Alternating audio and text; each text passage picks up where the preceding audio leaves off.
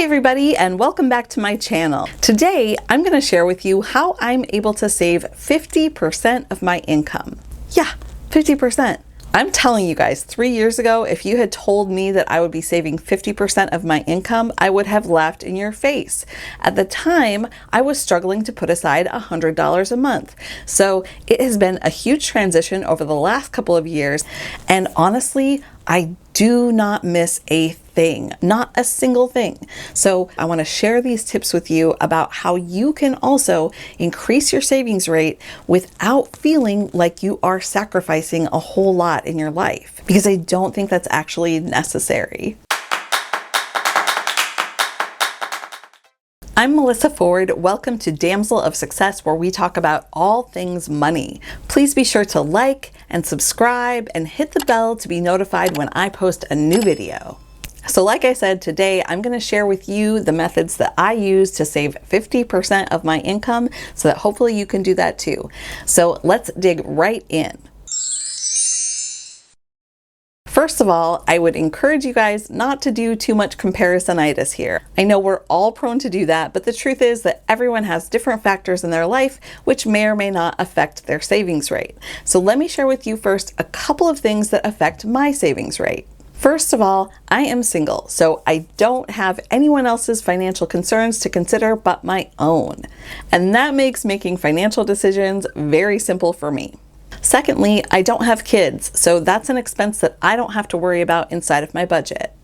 And I give tons of respect to those of you who are parents and trying to save at high rates with kids in your household. It's harder, I acknowledge it's harder, it's just not something that I personally have to work around.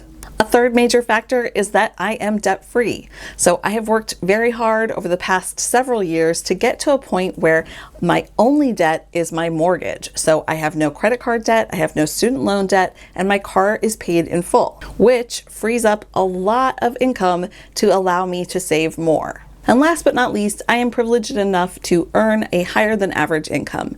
My salary is in the very low six figures, and while that doesn't go quite as far as you might think in the city that I live in, it is above the national average.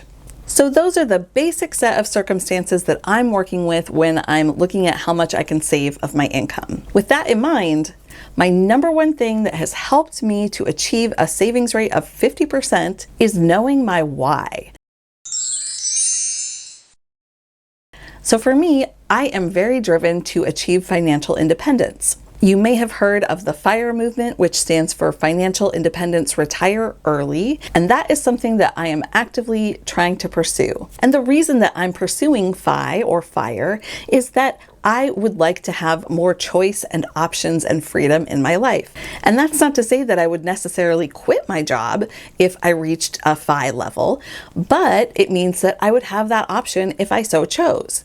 And that's something that is important to me. I like being independent. I like depending on just me and not having to worry about relying on others. And that to me is so worth it, and the reason that I choose to pursue financial independence. And pursuing financial independence is a huge motivator for me to save a large percentage of my income. And I would say that most of the people in the F.I.R.E community are really aiming towards that, level of savings, not necessarily 50%, but looking at really high savings rates. It's fairly common in the F.I.R.E community to be at a 50% plus savings rate, even though, you can still achieve F.I.R.E at lower savings rates. It's totally possible. But most people who are trying to pursue F.I.R.E are really working to up their savings rate as much as they possibly can given their own circumstances. So that is my why, and that is what drives me to reach that 50% savings rate. So tell me, what are your savings goals? What brought you to this video? Are you also trying to reach that 50% savings rate? If so, I want to hear about it. Put it in the comments below, and you will definitely get a little bit of support from me, because I totally want to be your cheerleader as you work to reach, your financial goals, and saving money is a huge part of that. The second way that I've been able to achieve a 50% savings rate is that I have become really good at keeping lifestyle inflation at bay and also not worrying about keeping up with the Joneses. So let me give you a couple of examples of what that means, at least in terms of my life. So first of all, when I purchased my home, I could have afforded to purchase a larger home, but I'm choosing to live, at least for now, in a very small studio condo that allows me to have a mortgage that is well below my means. So it frees up a ton of income. Just that one decision has freed up a ton of income to be able to set aside. Would I like to live in a larger place? Yeah, I would. But up until now, at least, that has not been worth it to me to sacrifice my goal for achieving financial independence. So it's something that I can live with, and it's something that absolutely has made a huge difference in the amount of money I'm able to set aside every month. Another thing that's made a really big difference in terms of keeping lifestyle inflation at bay is that I've gotten a couple of raises over the last couple of years. And every time that I have received a raise, I have chosen not to increase my standard of living. I haven't gone out and bought a new car. I haven't upgraded the kind of home that I'm in.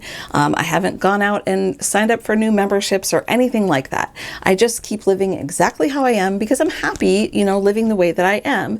And that allows me, when I get a raise, that I can put all of that extra income to the side. And so that is one way that I've really been able to increase my savings rate in a way that I haven't really noticed at all, because my lifestyle isn't decreasing at all. My standard of living is exactly the same as it's been for the last 3-ish years, but I'm making more money than I did 3 years ago. And so that extra income is all put aside into savings. The third thing that has really impacted my savings rate, especially this year, is to automate my savings. So I automate my savings in 3 ways. Number 1, I have pre-tax deductions taken out of my paycheck to contribute to my 401k, which is something that most of us do, or most of us who have the option to contribute to a 401k do. So that's one way that I automate my savings. Second is that I have an automatic transfer set up from my checking account to my savings account scheduled for right after payday. So I don't even see it. It just goes away. It goes into my savings account, and it's not in my regular checking account to spend. And if I don't see it, and if it's not in my checking account, I'm not going to spend it. And the third way that I automate my savings is using an app called Digit. Now, this app costs $2.99 a month, but it does something for me that is extremely, extremely helpful. And that's that it analyzes my bank account on a day-to-day basis and automatically deducts a certain amount to dedicate towards various savings goals that I have. So among my Digit accounts, I have accounts specifically set up for traveling, for gift giving, for holiday spending, for, technology purchases that I know are coming up in the future, for car repairs. Now, this is a system that a lot of people refer to as a sinking fund. And a sinking fund is essentially money that you set aside that's earmarked for a specific purpose. Now, for me, I don't actually take those amounts that I'm intending to spend into consideration in my savings rate, but it is an example of another way that I'm using my automation to increase my savings. So when things like a car repair or, the holidays come up and we need to spend more, when those things happen, I'm not dipping into the money that I've earmarked to set aside for my savings goals. It's completely separate. And that helps me out a lot because I don't have to think about it at all. It's 100% automated. And the fourth way that I have really managed to up my savings rate this year is to set my financial priorities and eliminate expenses that are just not that important to me, or expenses that I can get a better deal on. So for instance, in the last year alone, I have gone through and tackled my car insurance costs, eliminated a storage unit that was costing me way too much money by essentially just going through all this stuff and just saying goodbye to things that I wasn't using. I've also eliminated some subscription services that I was using. And finally, I decreased my phone bill by switching to a different carrier, which I'm actually going to talk about in a future video. Just making those 4 cuts to my budget freed up an additional $450 a month that I could save. So I highly encourage you to take a look at your expenses, make priorities about what you actually want to spend, and cut out the things that are just not necessary or that you can get a better deal on. One thing that I've mentioned in the past is that the biggest thing that you can do to increase your savings rate is to increase the gap between what you're spending and what your income is. So there are only two ways to do that. Either you need to increase your income or you need to reduce your spending. And the way that you go about doing that is completely up to you. Maybe you're the kind of person that likes to challenge yourself to make more money, and that drives you more than cutting your expenses. Or maybe you're a person who just really is intensely into being frugal and gets a lot of joy out of cutting down your expenses to the point where, they're at the least amount that they can be.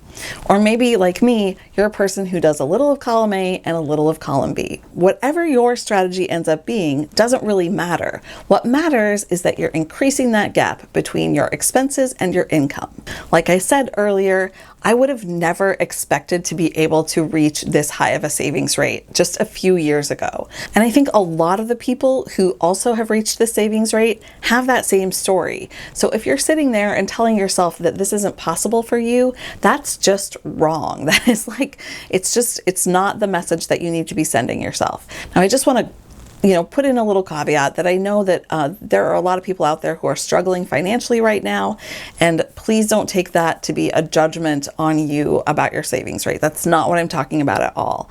But if you are economically stable right now, if you are lucky enough, like I am, to have a job that has not been affected by the current state of the world, by the illness that has been going on, then by all means, if you want to save more of your income, it is 100% possible. If you like this video, please hit the like button. And if you loved this video, please subscribe. This channel is all about personal finance. So if you're the kind of person who is interested in things like investing or retiring early, or just, making sure that your retirement is the best it can possibly be, then stay tuned. I would love to have you with me on this journey to better our finances together. That's all for now. Have a wonderful week. I will see you again soon. Bye-bye.